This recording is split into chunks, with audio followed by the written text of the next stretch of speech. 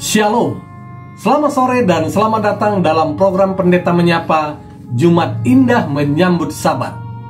Program ini hadir setiap minggunya pada hari Jumat sore untuk menemani Anda dan keluarga menikmati berkat Tuhan sebelum kita memasuki hari Sabat. Bersama saya, Pendeta Rois Panjaitan. Setelah zaman Nuh berlalu, manusia menjadi jahat lagi. Muncul tokoh Nimrod yang membangun Menara Babel. Inilah awal berdirinya Babylon yang menyembah berhala. Tidak banyak yang dicatat mengenai manusia pada zaman itu. Tokoh Alkitab yang dicatat setelah itu adalah Abraham. Mari kita dengarkan ayat berikut ini. Aku akan membuat engkau menjadi bangsa yang besar dan memberkati engkau serta membuat namamu masyhur, dan engkau akan menjadi berkat. Kejadian yang ke-12 ayat yang kedua. Panggilan Tuhan atas Abraham dapat menjadi contoh panggilan Tuhan atas kehidupan orang percaya. Abraham dipanggil untuk menjadi bapa orang beriman. Alkitab dengan jelas menceritakan bahwa sebelum bermigrasi ke Palestina, Abraham memiliki 2 rumah. Tahun-tahun awal dalam hidupnya dijalannya di Ur, dan kemudian untuk waktu yang lama dia tinggal di Haran. Dia harus meninggalkan semua sahabat, tetangga, dan keluarganya ketika dia meninggalkan Ur, dan kini orang-orang di sekitarnya di Haran. Di dalam setiap perpindahan tersebut, 3 ikatan berupa negeri, penduduk, dan sanak keluarga harus diputuskan.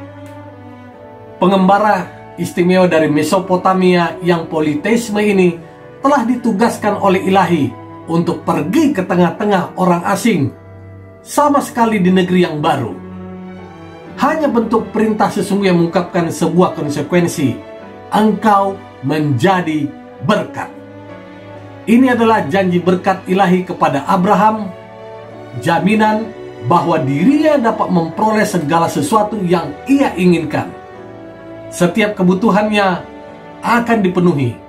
Bahkan orang-orang di sekitarnya yang memusuhinya akan memandang kepadanya sebagai pimpinan umat Allah.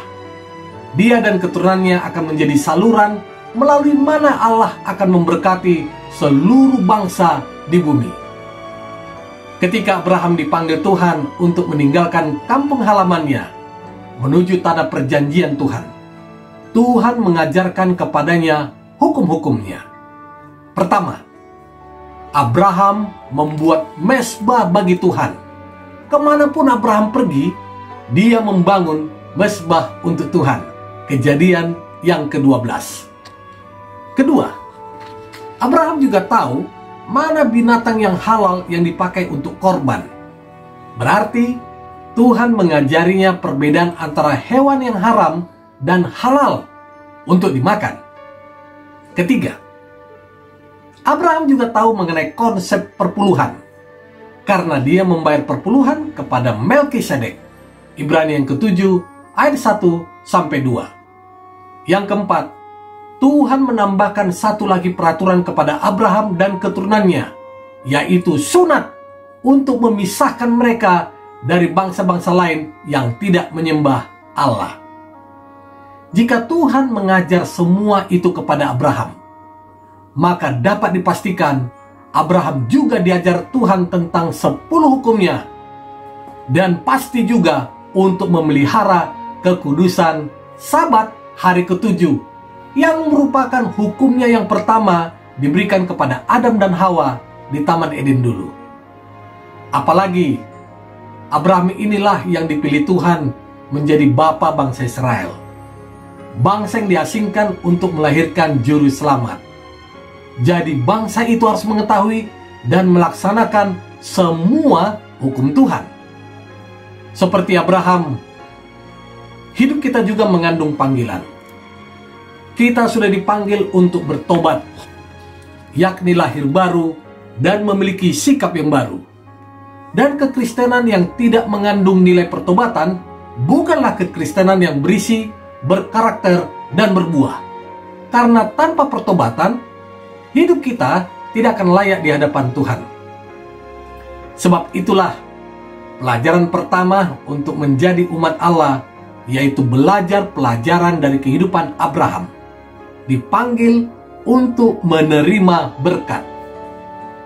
Pemeliharaan hari Sabat adalah panggilan Allah yang paling istimewa bagi umatnya. Sabat adalah identitas kita sebagai umat Allah.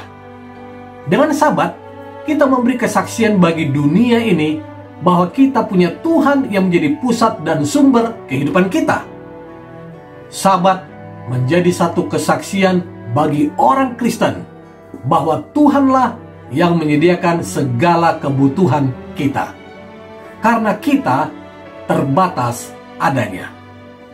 Terima kasih telah bergabung dengan program Jumat Indah Menyambut Sabat. Sampai jumpa di kesempatan selanjutnya. Tuhan Yesus memberkati.